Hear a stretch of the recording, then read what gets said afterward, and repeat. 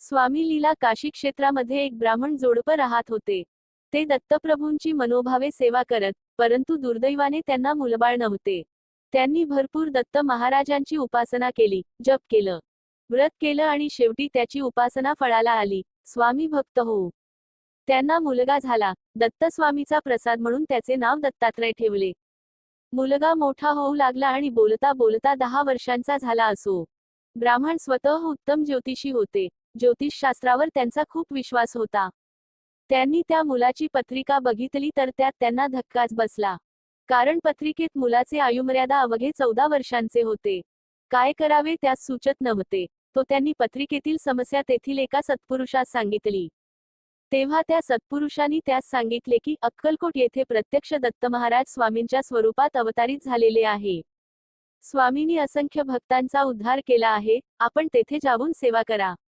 स्वामी कृपेने नक्कीच मृत्यूयोग टळेल. स्वामी भक्त होऊ सत्पुरुषाची ही वाणी ऐकताच ते ब्राह्मण जोडपं मुलाला घेऊन मजल करत अक्कलकोटमध्ये येतात.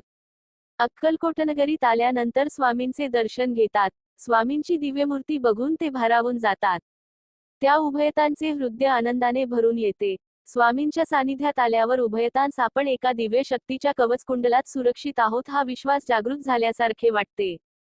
आणि म्हणून ते असे ठरवितात की आपण येथे काही दिवस राहून स्वामींची सेवा करूया.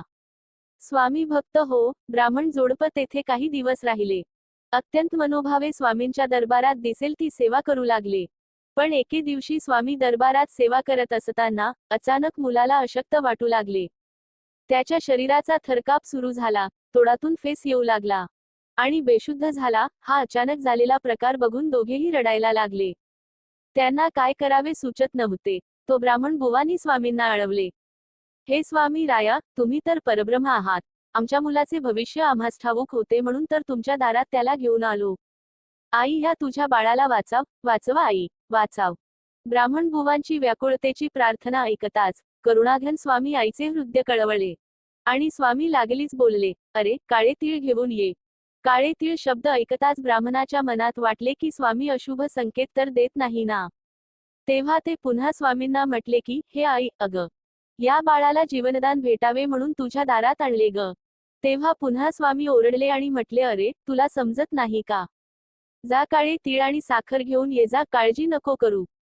त्याच्या केसाला धक्का नाही लागणार. ब्राह्मणबुवांना जरा आधार आला आणि त्यांनी लागलीच जाऊन काळे तीळ आणि साखर आणली आणि स्वामीकडे दिली. स्वामींनी तीळ आणि साखर हातात घेऊन त्या मुलाच्या तोंडात घातली.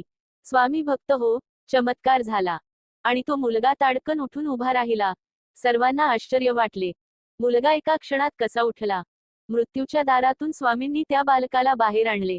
स्वामी भक्त हो ही स्वामींची लीला बघून सर्व भक्त स्वामी चरणी नतमस्तक झाले आणि सर्वांनी एका घोषात स्वामींचा जय जयकार केला.